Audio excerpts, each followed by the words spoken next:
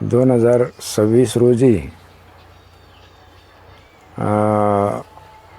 कोतुळ येथील विजय देशमुख साहेब यांची आणि पोलीस स्टेशनची काहीतरी कुरापत झाली आणि एका अर्थानं इथल्या पोलीस स्टेशनचा त्यांच्या स्थानिक कोतुळ या संस्थेमध्ये झालेल्या सरपंच ग्रामपंचायतीच्या जनरल मीटिंगच्या संदर्भातला वाद आणि त्यावरून जो काही विषय त्या ठिकाणी झाला होता, तर त्यामध्ये सत्कृतदर्शनी असं दिसत होतं की विजय देशमुख साहेबांचा कुठल्याही प्रकारचा तसा सत्कृतदर्शनी दोष नसताना त्यांच्यावर काहीतरी नोटीस पाठवून आणि त्यांना कुठल्याही स्थितीमध्ये हजर राहायला भाग पाडायचा असा प्रेस्टीज करणारी भूमिका जी काही इथल्या स्थानिक PIनं घेतली होती आणि त्याची परिणती म्हणून हे कळल्यानंतर काही लोक त्या ठिकाणी जमा झाले. त्या निमित्तानं त्यांना बोलावलं होतं. त्या निमित्तानं आणि त्या बोलावल्यामध्ये मीही होतो, बरेच कार्यकर्ते होते आणि त्याच्यानंतर मग आमच्यासारख्यांना वगैरे त्यांनी काही विचारणा केलेली नाही या संदर्भात. परंतु काही नावं वगळून आणि जाणीवपूर्वक अशा प्रकारचं त्यांच्यावर काही केसेस करणं किंवा काहीतरी कारवाई करण्याच्या दृष्टीनं हालचाली करणं असं या स्थानिक PIनं जे काही हे केलेलं आहे. तर एकूणच बरेच दिवस जाहीरपणे आणि सामूहिकपणे प्रशासनाला सामान्य जनतेचा काही धाक वाटावा अशा प्रकारचा प्रयत्न अकोले तालुक्यामध्ये झालेला नसल्यामुळं आणि ज्या काही अशा काही घटना जर झाल्या तर विजय देशमुख साहेबांसारख्या प्रतिष्ठित व्यक्तीला काही जर समजा त्रास झाला तर त्याची तरी दखल घेतली जाते. परंतु सामान्य माणसांच्या दृष्टीनं एवढ्या घटना ऐकायला येतात आणि एवढे पैसे काढण्याचा प्रयत्न आणि वेगवेगळ्या प्रकारे जो काही छळ करण्याचा प्रयत्न इथं या ठिकाणी होतो, तेव्हा सामान्य माणसंसुद्धा अशा प्रकारची चिडलेली आहेत की ठीक आहे, इथं मोठ्या लोकांचं तरी काहीतरी दखल घेतली जाते, पण आमच्यासारख्या गोरगरीब माणसांना तर कितीतरी चिरडलं जातं आहे, याच्याकडं कोणाचं लक्षसुद्धा नाही. आणि मला असं वाटतं की ही भावना जी आहे तालुक्यात निर्माण होणारी, ही भावना अगदी बरोबर आहे. आणि म्हणून त्या दृष्टीनं एकदा सामान्य माणसाला सहभागी करून या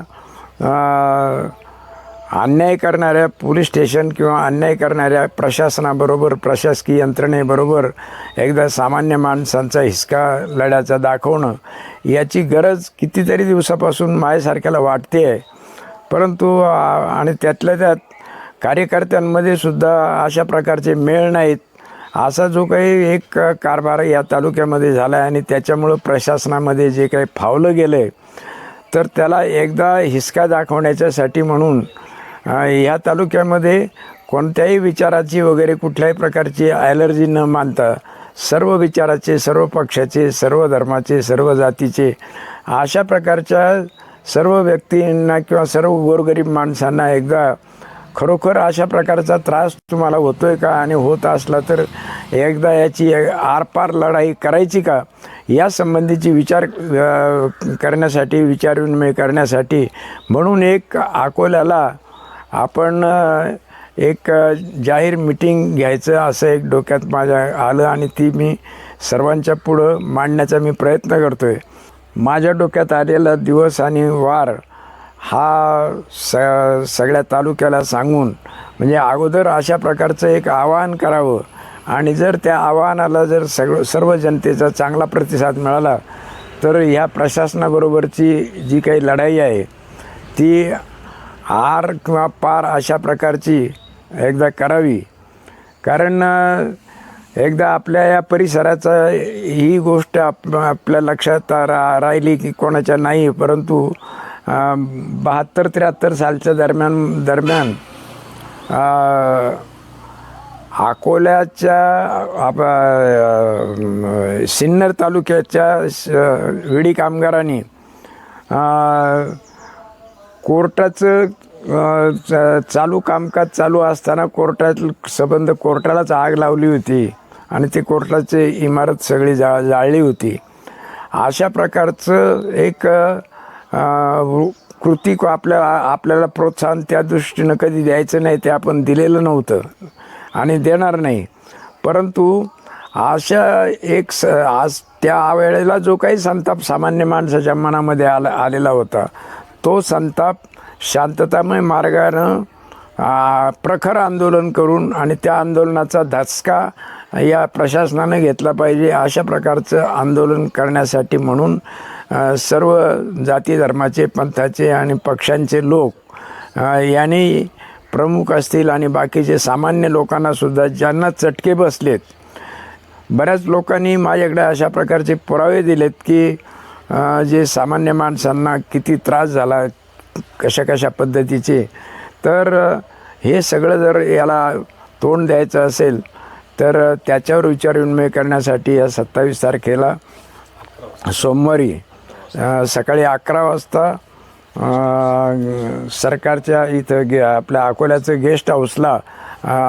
विचारविनिमय करण्यासाठी जमावं. आणि जर त्या ठिकाणी काही संतप्त भावना लोकांच्या असतील तर ते मग त्यातून एक पुढं लढा करावा, अशा प्रकारचा विचार मी एक सर्वांच्या वतीनं मांडतो आणि त्याप्रमाणे सगळ्या जनतेनं हजर राहावं, अशा प्रकारची सर्वांना आग्रहाची विनंती करतो आणि थांबतो. धन्यवाद. येत्या 27 तारखेला सोमवारी सकाळी 11 वाजता सरकारी गेस्ट हाऊसवर आपण या कार्यक्रमासाठी जमावं, अशा प्रकारचा हा तपशील सुसंगतरित्या लोकांना समजावा म्हणून पुन्हा एकदा त्याचा पुनरुच्चार